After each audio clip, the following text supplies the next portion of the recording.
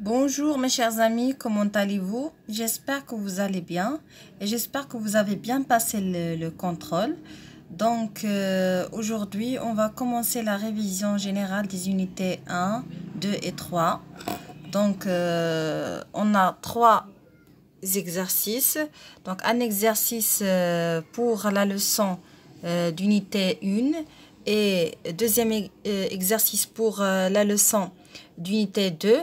Et le troisième exercice pour l'unité de la leçon 3. D'accord? Donc, on commence par le premier exercice. Donc, la leçon qu'on a vue dans la leçon d'orthographe, c'est le son « et ». Le son « est » fermé. Donc, c'est créé avec 4 manières. C'est créé avec E accent aigu, E accent E, ER et EZ. Et j'ai déjà expliqué quand est-ce qu'on peut écrire E accent, quand est-ce qu'on peut écrire E accent E, quand est-ce qu'on peut écrire ER et quand est-ce qu'on peut écrire EZ. D'accord? Donc, j'ai essayé de préparer 3 exercices pour chaque unité. Donc, on commence par le premier exercice pour la première leçon d'unité 1. De l'activité d'orthographe. Donc, complète avec E accent E, ER et EZ. Donc, j'ai déjà expliqué que on peut mettre E accent aigu pour le nom masculin. E accent E pour le nom féminin. ER pour les verbes qui sont à l'infinitif du premier groupe ou bien pour les repas de la journée. Par exemple, le petit déjeuner, le goûter et le dîner. Alors, toujours se termine par ER. Et EZ pour, il y a 2 noms en français qui se terminent par EZ et le verbe à la deuxième personne du pluriel au présent. D'accord? Donc, on a né, arrivé, manger, le blé, chez, dîner, une poupée, un café, vous demandez, petit déjeuner. Maintenant, on va travailler ensemble.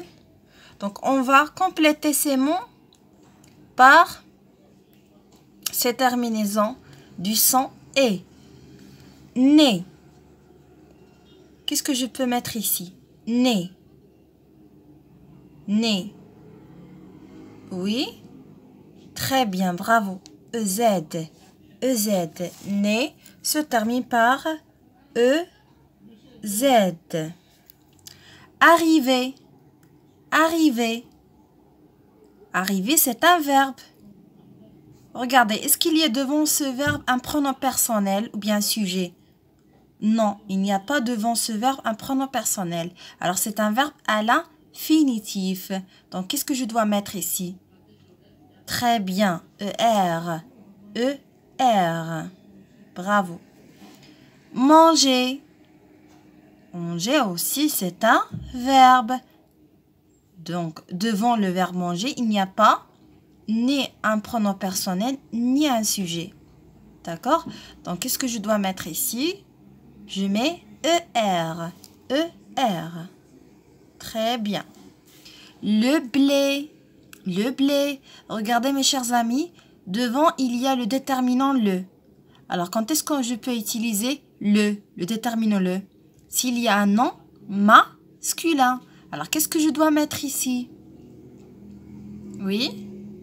Très bien. E accent aigu. E accent aigu parce que c'est un nom masculin. Parce que c'est un nom masculin. Chez, par exemple, chez ma grand-mère. Oui, très bien, bravo. Chez se termine par EZ. Par EZ. Bravo mes chers amis. Dîner. Alors dîner, c'est un repas de la journée. Alors dîner, j'ai déjà expliqué que les repas de la journée se terminent par... Oui, très bien, par ER. Par ER. Une poupée. Une poupée. Regardez, est-ce que c'est un verbe? Non, pas du tout. Parce que devant, il y a le déterminant une. Une, c'est un déterminant. Alors, puisqu'on a une, c'est un nom féminin. Alors, qu'est-ce que je dois mettre ici?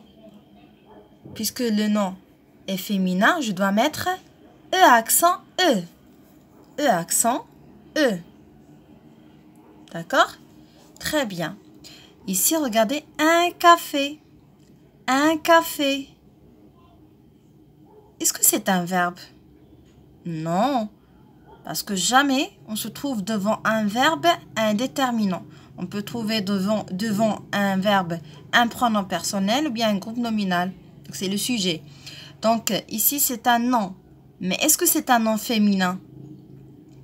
Non, c'est un nom masculin. Pourquoi?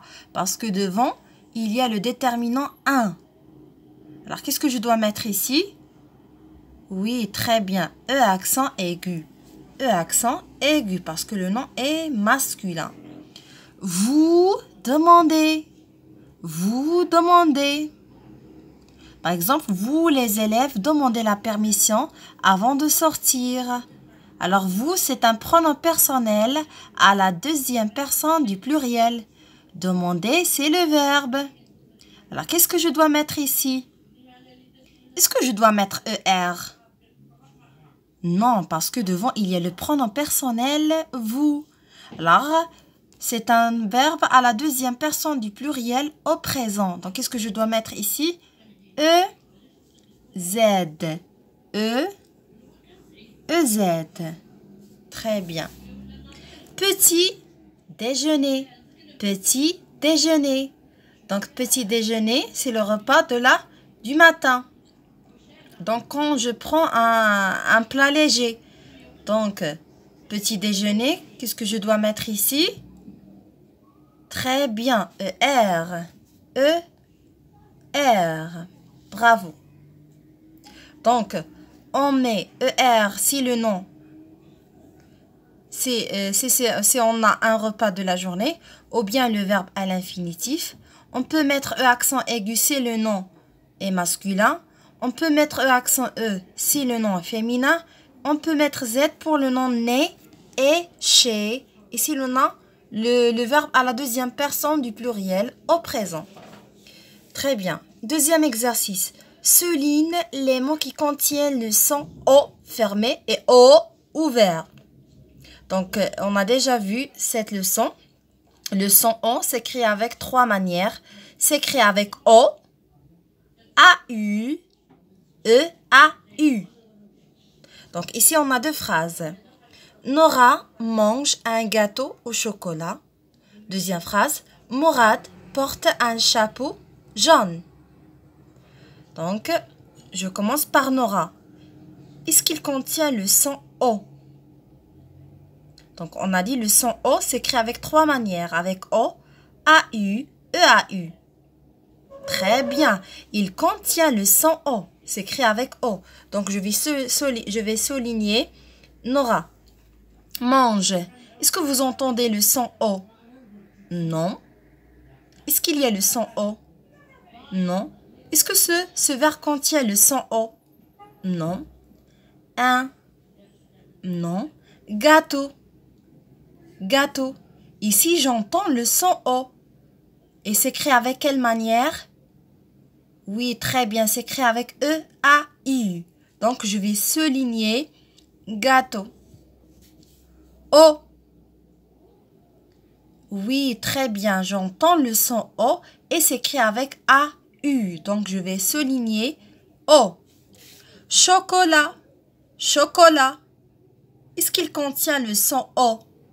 Oui, chocolat contient le son O. Et j'entends le son O. S'écrit avec O. Donc, je souligne chocolat. Deuxième phrase. Mourad porte un chapeau jaune. Mourad, est-ce que vous entendez le son O? Mourad. Oui. Est-ce qu'il contient le son O? Oui, s'écrit avec O. Donc, je souligne Mourad. Porte. Oui, contient le son O. S'écrit avec O. Un. Non. Chapeau. Oui, s'écrit avec E-A-U. Très bien. Jaune. Oui, contient le son O. S'écrit avec A-U. Donc, je souligne jaune. Très bien. Maintenant, on passe au troisième exercice. Classement dans le tableau suivant. Voilà le tableau divisé par 4 colonnes. Une colonne pour le E accent grave. L'autre colonne pour E accent chapeau bien circonflexe. Troisième colonne pour AI. Et la dernière colonne pour EI. Donc, voilà les mots. Donc, 16. La fraise. Le père. Une bête. Une maison. La neige. Une fête. Le frère. On commence par le mot 16. C'est écrit avec quelle manière? Regardez bien. Oui, très bien. C'est écrit avec E-I. E-I. Donc, je vais classer 16 dans quelle colonne? Ici, on a accent grave. Accent chapeau. AI. Regardez, le mot 16 contient EI. Donc, je vais classer ici. 16. 16. EI. EI. La fraise. La fraise. Regardez, le son E s'écrit avec AI. Donc, je vais classer la fraise ici. La fraise. La fraise. AI. AI. Le père. Le père. Le son E s'écrit avec E accent grave. Donc, je vais classer le père dans quelle colonne? Oui, très bien. Je vais classer le père dans cette colonne. Père. E accent grave. E accent grave. Une bête. Une bête. S'écrit avec E accent chapeau bien circonflexe. Donc, je vais la classer ici. Une bête. Une bête. E accent chapeau. E accent chapeau. Une maison. Une maison. C'est écrit avec quelle manière? Oui, c'est écrit avec AI. Donc, je vais classer une maison ici. Une maison. AI. AI. La neige. La neige, c'est écrit avec quelle manière? Oui, très bien, c'est écrit avec EI. Donc, je vais la classer ici. La neige. EI, EI. Une fête. Une fête. C'est écrit avec E accent chapeau. Donc, je vais la classer dans cette colonne. Une fête. E accent chapeau. E accent chapeau. Le frère. Le frère. C'est écrit avec quelle manière? Oui, c'est écrit avec E accent grave. Donc, je vais la classer ici. Frère. E accent grave. E accent grave. Donc, voilà les 3 exercices des 3 unités. J'espère, mes chers amis, que vous avez bien compris. À la prochaine, Inch'Allah.